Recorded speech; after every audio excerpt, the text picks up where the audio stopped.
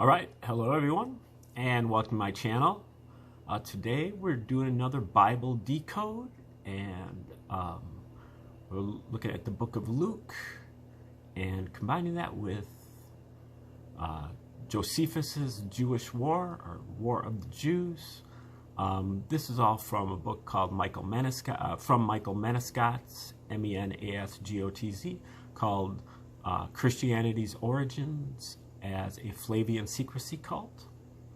And this is episode 283 of what we call the Reciprocal Church, where we're attempting to put together spiritual resources that you can use in your own life, in a syncretic manner.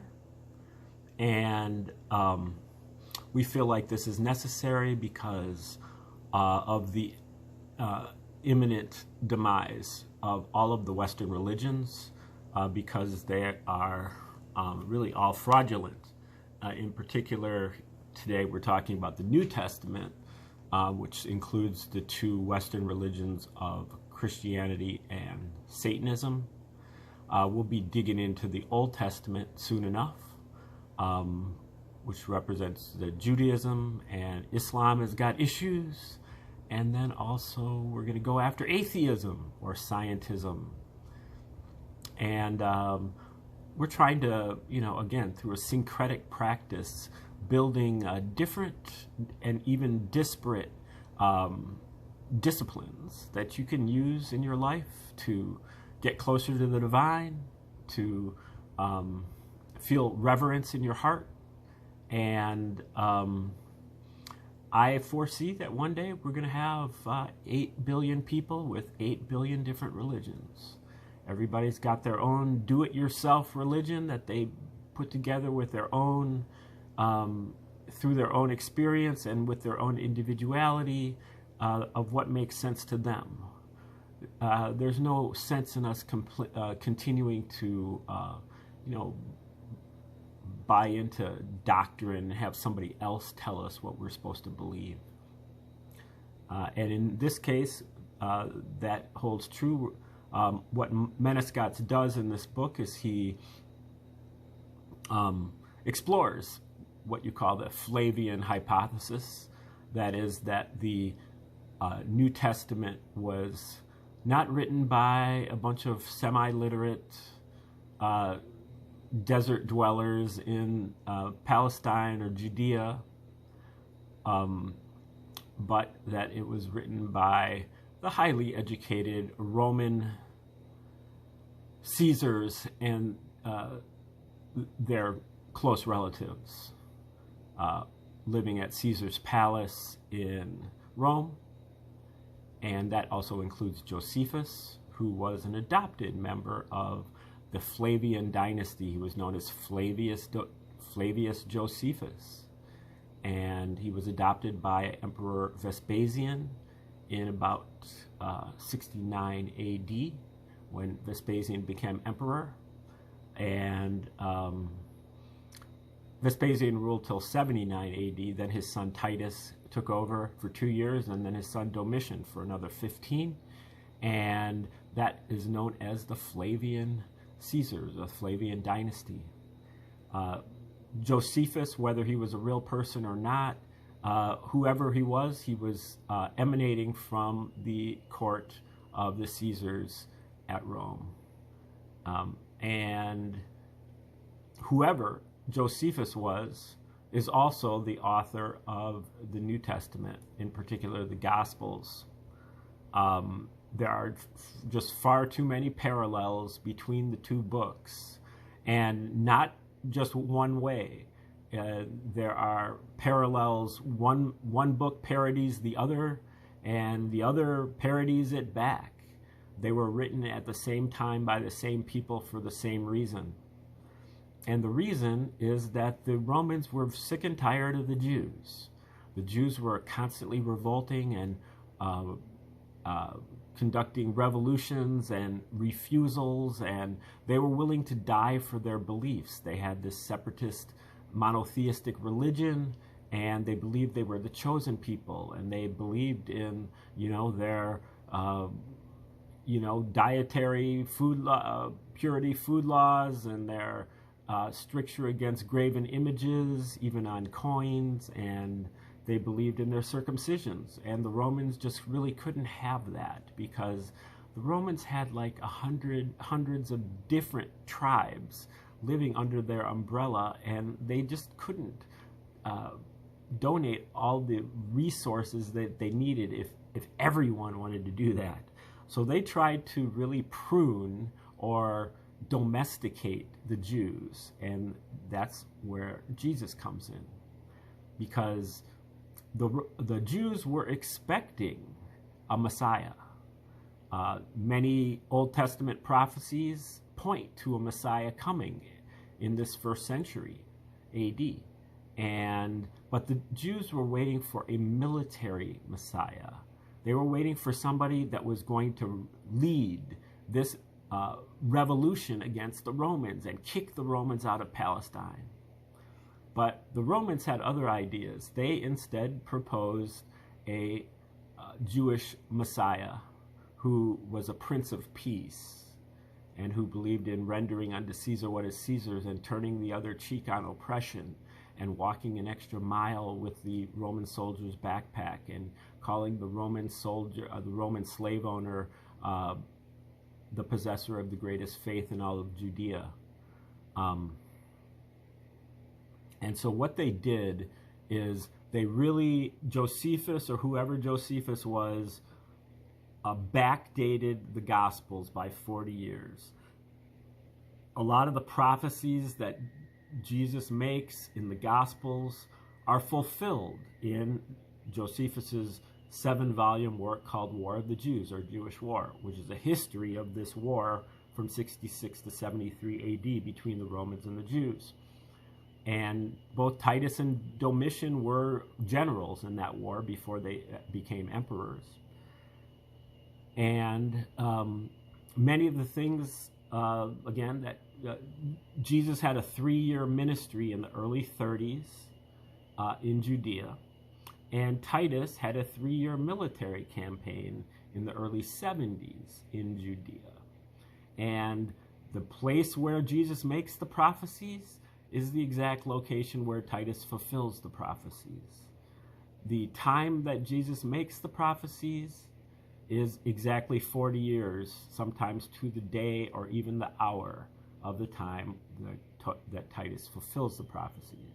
So you can say that Jesus is a prophet, but if you do that, you really have to say that Titus is the second coming of Jesus. Or you could just say that it's all a psychological operation done by the Romans to dupe the Jews and dupe future Christians as well. And that's really what it adds up to. So Menescotts puts the book of Luke on the vertical axis, chapter 1 at the bottom, chapter 24 at the top. And he puts War of the Jews by Josephus on the horizontal axis, paragraph 1 on the left-hand side, paragraph 694 on the far right-hand side. Whenever he finds a parallel between the two books, he plots the point with a dot or a star. And he found an astounding 250 parallels with the War of the Jews just in the book of Luke, and plotted all those points and discovered that it makes 5 perfect Latin letters, or near perfect Latin letters, APTVS, which I believe stands for Arius Piso Titus Vespasianus. Arius Piso was kind of like a person who didn't really show up in history, but went under a long succession of different pseudonyms or pen names. He might have been one of the greatest authors of history, writing not only the New Testament, especially the Gospels. Some of his children filled in with the other rest of the New Testament. And the Pauline material was written by Pliny the Younger, who was his stepbrother or foster brother, much younger.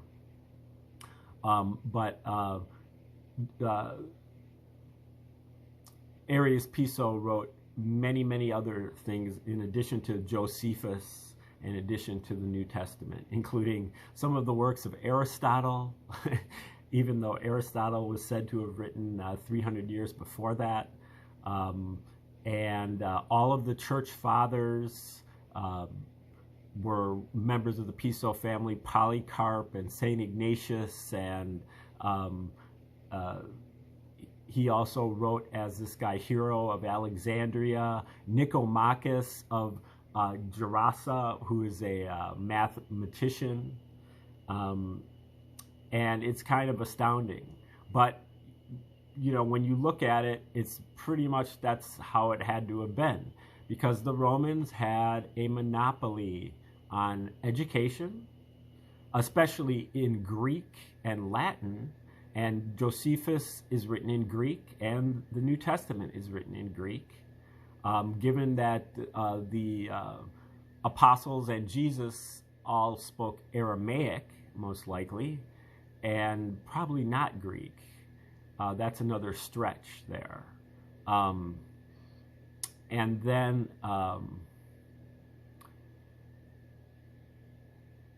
they also had a monopoly on publishing.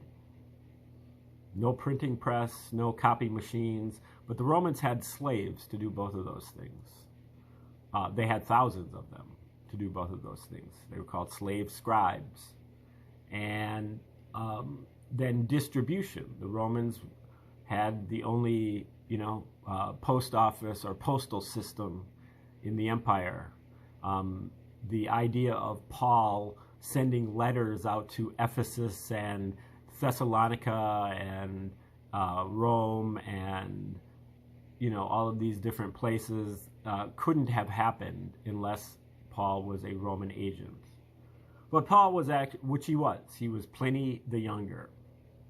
So we're going to go over some of these parallels here in Menescot's book and see what you think of them. That is basically why one of the reasons why I really like this theory is because you can verify it for yourself.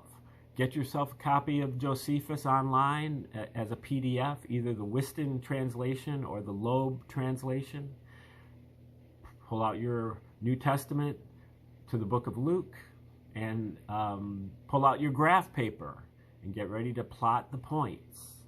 Now, there are very many of them, so some of the parallels are better than others. Some of them are there just to put dots, but some of them are there to show you that there is a code going on here. Okay, so we're looking at Jewish War, paragraph 669 and 670, which he normally says what book and what chapter and this is, but it's book 7, but I'm not sure about the chapter. This passage offers a bizarre discussion of a plant called rue, R-U-E, that deserved our wonder at its largeness, being in no way inferior to a fig tree, and which had stood there since the time of Herod, which is nearly a century before that.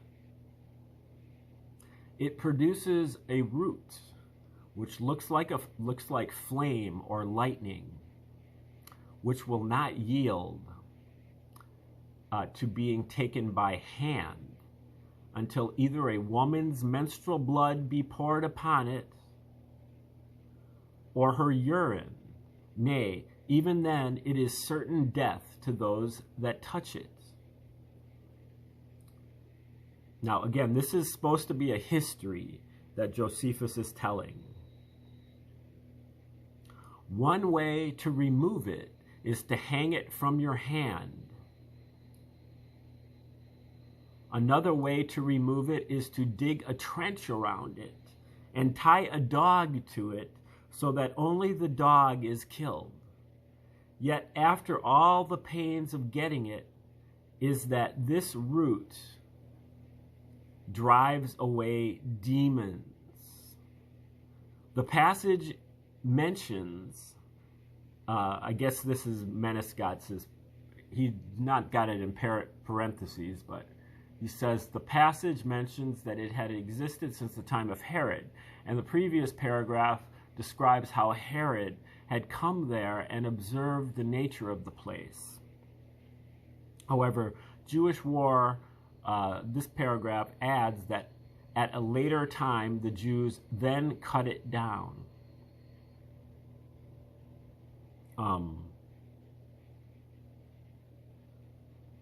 This route is then described as suited to driving out demons and is followed by a description of an Eleazar, who is one of the Jewish rebels in the war. At least there is an Eleazar who's one of the Jewish rebels. Maybe this isn't him, but I think it is. An Eleazar, that's Lazarus also. One of them is, I guess, Hebrew and one is Aramaic. But Eleazar confronting Vespasian's men in a manner evoking Jesus' death. Okay, so meaning in the next paragraph it says he dies on a cross. Okay, now we go to the book of Luke, and this is Luke, starts out with Luke 11, 42, verse 42. The obvious and literal connection of this rue in Luke is to the mention of the tithes and rues. And then we move up to Luke 13 and also Luke 3. Let's see what this says. It sounds like he's going to end up trying to plot a few dots for this parallel. But this is parodying Jesus' parable of a certain man who had a fig tree and visited it, but wanted to cut it down because it did not bear fruit for 3 years. But the vineyard owner argued to first dig a trench around it and fertilize it, and only then, if it still bears no fruit, then cut it down. This story is alluded to in Luke 3:9, where the tree that does not bring forth good fruit is hewn down and burnt. Okay, now just keep in mind, because I think he's going to continue with this parallel, set of parallels. You know, the purpose of the rue is to drive away demons. The other thing you have to realize is the Romans considered the Jews to be demons. Okay, so, well, that's a clear parallel. Digging a trench around it, fig tree, cutting it down, not bearing fruit. The rue didn't bear fruit. And then driving out demons. So now let's see what he has to say about this. This parallel would be difficult to decipher. However, Josephus's other major work, Antiquities of the Jews, which he wrote much later, 20-volume work, or maybe 22, something like that. Antiquities helpfully highlights that Eleazar used the root of Solomon, that's in quotes, to drive out demons in front of Vespasian by putting it to a person's nostrils and, sorry, but I've got to turn the page.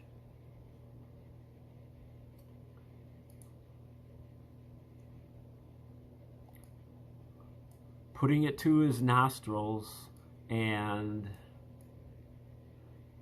connects this with Solomon thinking about hyssop and cedar. Now you have to remember, hyssop is the plant that is used to protect the Jews during the Passover. Okay, so connects this with Solomon thinking about hyssop and cedar. If it has to be a fragrant root and there's a choice of only two, the obvious choice is hyssop. This helps us understand that the magical root described as driving out demons in Jewish war, that is linked to Eleazar being punished on a cross, is therefore also hyssop. the key herb used in the Jewish Passover that wards away God's messenger of death. Having appreciated that the entire bizarre passage in Jewish War is talking about the magical properties of hyssop, the key herb of the Jewish sacred ritual, we can now understand why it claims that this plant kills people and that only a dog should touch it even though the dog dies too. It's because every message relating to Judaism turns out to denigrate the Jewish religion as satanic. I wouldn't go that far to say satanic, but maybe demon possessed.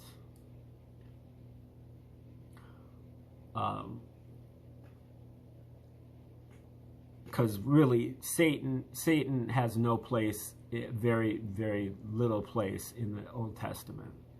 And there's certainly no like supernatural Satan in the Old Testament. Okay, looking at the passage further, we see that it recommends digging a trench around it to help remove it. This is the link to Luke 13, where the man comes for 3 years and proposes to dig a trench around the fig tree, and finally to rip it out.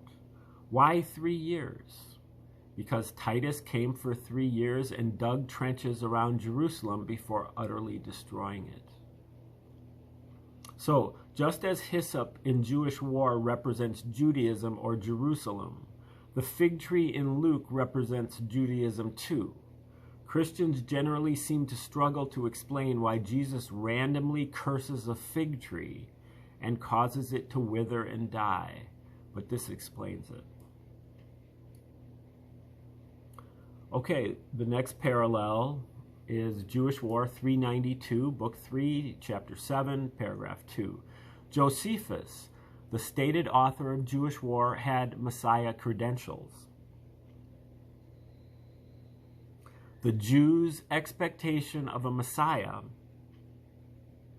Now, Josephus was a defector. Josephus was a, if he existed, which he didn't. But given that he existed, he was a Jew who was one of the military commanders in this war. But when he was captured by Vespasian, he defected to the Romans. Okay, that's how he... And then he gave Vespasian a prophecy that he was going to one day become emperor. So when Vespasian actually did become emperor, he pardoned Josephus, brought him to Rome as the court historian, and adopted him as a member of his family. So here it says, the Jews' expectations of a Messiah was a Jewish military leader descended from King David. There was no expectation of a miracle worker or a god. In Josephus's autobiography, which also came out much later than War of the Jews, Josephus claims to be of noble Jewish descent, which essentially requires that he be descended from King David. In Jewish War 392, he indicates the additional Messiah credential of being the Jewish supreme commander and military leader.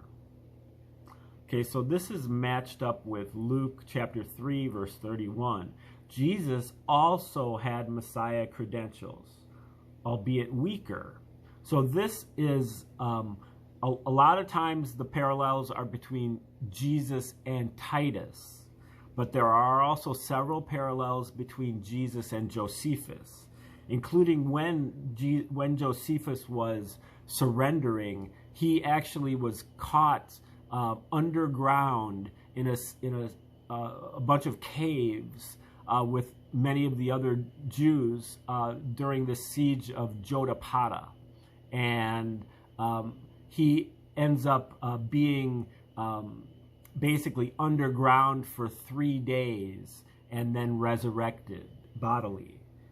So there's a lot of parallels between Josephus and Jesus also, because Josephus, even though he's the author, he's also a major player in the actual story that he tells. So Jesus also had Messiah credentials, albeit weaker. Luke states that Jesus was descended from King David. This makes him a viable Jewish Messiah figure, although the fact that he isn't a military leader detracts from this. Okay, now his analysis of this parallel, which doesn't really strike me as too much of a parallel, it's just, but it is, because it's basically passages from each book saying that either Jesus or Josephus has Messiah credentials, meaning they are descended from David, and then in Josephus's case that he is a military commander. Okay, the parallel above is something I will come back to when I show that as part of the way Jewish War parodies Luke, its stated author, Flavius Josephus, presents his entire life story as covertly mirroring that of Jesus. This is but one taster of that great parody, and I only list it here since it contributes to the shape of the S in the APTVS pattern that he's kind of doing right now. Now, if you want to see that whole pattern, it's on the thumbnail for this video, so you can see the completed graph. In the book, he updates the graph every once in a while and puts in all the new dots. But the thumbnail has the completed graph. Okay, having reached the end of this group of parallels that mainly relate to the S, I now plot their locations in Jewish War and Luke. Those in blue are ones where Luke appears to parody Jewish War, and those in black are ones where Jewish War appears to parody Luke. Once again, the latest parallels are here plotted with green outline. Hopefully, the reader can see that the noteworthy parallels between the two stories are arranged to spell out VS, which, if those were the only letters present, would seem to signify Vespasian. And correct me if I'm wrong, but I do believe that there are actual Roman coins from this period that say TVS. They have the inscription TVS, Titus Vespasianus. So, you're just adding the AP to get the APTVS pattern. But Metascotts argues that the AP may have just been added later because the first two books of Josephus actually go back way before 66 AD when the war actually started. So it could have been that possibly Titus and Vespasian wrote that part, the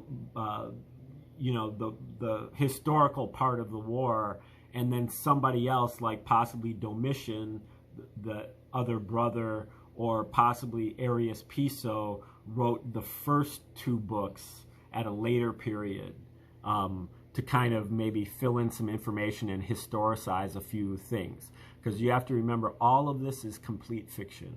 None of this happened. It's a psychological operation or a piece of wartime propaganda. Okay, now to turn the page again, which is a miracle because I hardly ever turn the page twice in the same episode. Okay, looks like he's got a little bit of analysis to get into here. This is actually the beginning of chapter 10, how Jewish War and Luke both evoke the Exodus 12 ritual steps.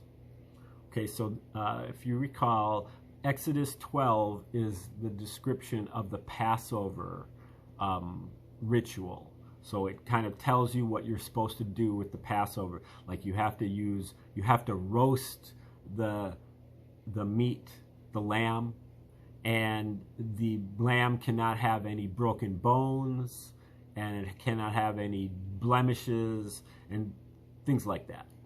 That's all in Exodus 12. Okay, As any Christian can tell you, Jesus is God's lamb, and also a sacrifice killed at Passover, and his flesh and blood are provided for us to so-called eat. Whilst not all Christians might agree, this suggests that Jesus is acting as God's Passover lamb sacrifice. And as any Jew could tell you, that ritual is defined by the Jewish God in the book of Exodus, chapter 12.